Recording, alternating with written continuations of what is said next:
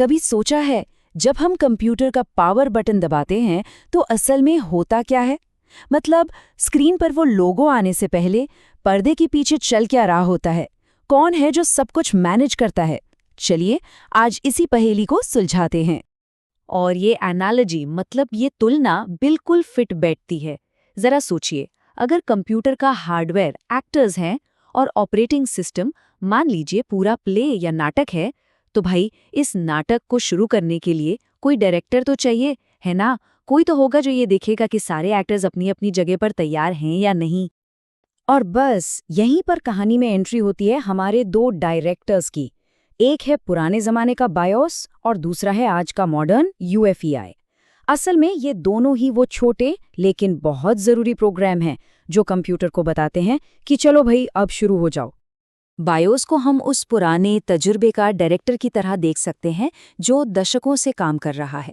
भरोसेमंद तो है, अपना काम भी अच्छे से करता है, लेकिन दिक्कत यह है कि वो आज भी कागज की पुरानी स्क्रिप्ट से ही काम चला रहा है। अब जाहिर सी बात है वो उतना तेज या फुर्तीला नहीं हो सकता जितनी आज की टेक्नोलॉजी को जरूरत है।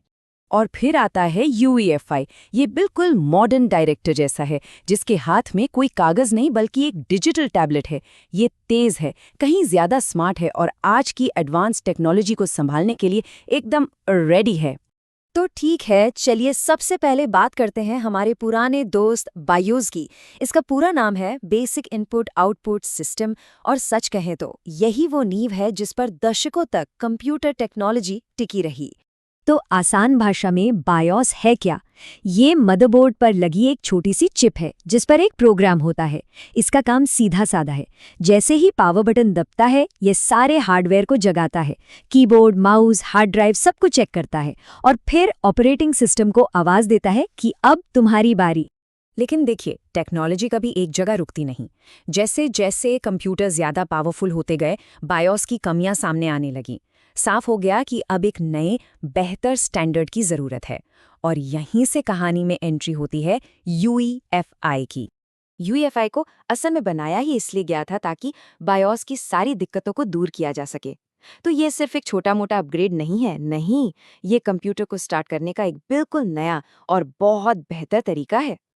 ओके, तो अब जब हम दोनों डायरेक्टर से मिल चुके हैं, तो क्यों ना इन्हें आमने सामने खड़ा किया जाए। देखते हैं कि पुराने और नए में असल में फर्क क्या-क्या है। सबसे पहला और सबसे बड़ा फर्क, स्पीड। बायोस बेचारा एक-एक करके सारे हार्डवेयर चेक करता है, जिसमें अच्छा खासा टाइम लगता है। वहीं दूसरी तरफ यूएफआई एक साथ कई चीजें चेक कर सकता है, बिल्कुल पैरेलल में, और इसी वजह से कंप्यूटर कुछ ही सेकंड्स में बूट हो जाता है। दूसरा बड़ा अंतर है इंटरफेस, मतलब जो स्क्रीन हमें दिखती है।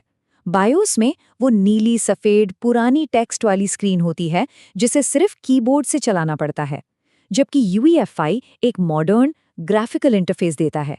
इसमें माउस भी चलता है और ये देखने और इस्तेमाल करने में कहीं ज्यादा आसान है। अब आते हैं सिक्योरिटी पर, जो कि आज के ज़माने में बहुत ज़रूरी है। यूईएफआई के पास एक कमाल का हथियार है जिसे कहते हैं सिक्योर बूट।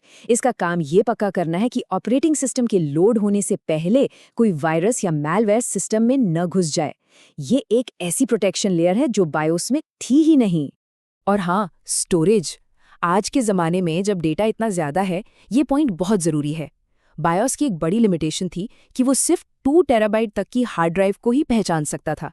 अगर ड्राइव इससे बड़ी है तो बायोस के लिए बाकी की स्पेस का कोई मतलब ही नहीं। यूएफआई इस रुकावट को तोड़ता है और बड़ी से बड़ी ड्राइव्स को भी आराम से सपोर्ट करता है। लेकिन यूईएफआई को लेकर कुछ आम कंफ्यूजन भी हैं। तो चलिए जरा कुछ मिथकों को तोड़ते हैं और सच जानते हैं। एक सवाल जो अक्सर पूछा जाता है, क्या यूईएफआई भी एक तरह का ऑपरेटिंग सिस्टम ही है? इसका जवाब है नहीं, बिल्कुल नहीं। ये एक ऑपरेटिंग सिस्टम नहीं है। देखिए, बायोस की तरह ही यूईएफआई भी एक फर्मवेयर है, एक प्री बूट एनवायरनमेंट। इसका काम सिर्फ हार्डवेयर को तैयार करना और फिर असली ऑपरेटिंग सिस्टम जैसे कि विंडोज या मैकओएस को लोड करना है। बस वहीं इसका काम खत्म। अच्छा, तो फिर अगला सवाल ये उठता है कि क्या बायोस अब मॉडर्न कंप्यूटर से पूरी तरह गायब हो गया है? पूरी तरह से तो नहीं। असल में पुराने सॉफ्टवेयर और ऑपरेटिंग सिस्टम के साथ कंपैटिबिलिटी बनी रहे, इसलिए ज़्यादातर नए यूईएफआई सिस्टम्स में एक लेगेसी बायोस मोड भी होता है। ये मोड एक तरह से बायोस होने का नाटक करता है। तो कह सकते हैं कि बायोस की विरासत आज भी किसी न किसी रूप में जिंदा है। ये सारी टेक्निकल बातें तो हो गई, लेकिन सवाल ये है कि इससे एक आम इंसान को क्या फर्क पड़ता है? ये सब असल जिंदगी में इतना जरूरी क्यों है? चलिए, एक प्रैक्टिकल सिचुएशन लेते हैं। मान लीजिए आपने एक चमचमाती हुई नई 4 टेराबाइट की हार्ड ड्राइव खरीदी। अगर आपका सिस्टम पुराने बायोस पर चल रहा है, तो वो सिर्फ 2 टेराबाइट ही इस्तेमाल कर पाएगा। बाकी के 2 टेराबाइट्स बस बेकार पड़े रहेंगे। वहीं UEFI GPT नाम के एक नए सिस्टम का इस्तेमाल करके पूरी की पूरी 4 टेराबाइट ड्राइव को आसानी से पहचान भी लेगा और इस्तेमाल भी कर पाएगा। तो कुल मिलाकर कहानी ये है, UEFI आज का मॉडर्न तेज फर्मवेयर है जो धीरे धीरे बायोस की जगह ले चुका है। ये माउस सपोर्ट वाला ग्राफिकल इंटरफेस देता है, सिक्योर बूट के जरिए ज़्यादा सिक्योरिटी देता है, 2 TB से बड़ी हार्ड ड्राइव के लिए ये ज़रूरी है, और हाँ, पुरानी चीज़ों के लिए ये बायोस की नकल भी कर सकता है। तो सोचिए, बायोस ने दशकों तक कंप्यूटर की दुनिया पर राज किया। आज UEFI का ज़माना है, लेकिन जिस रफ्तार से टेक्नोलॉजी भाग रही है, ये सोचना बड़ा दिलचस्प है कि आने वाले कल का ये स्टार्टअप डायरेक्टर आखिर कैसा होगा।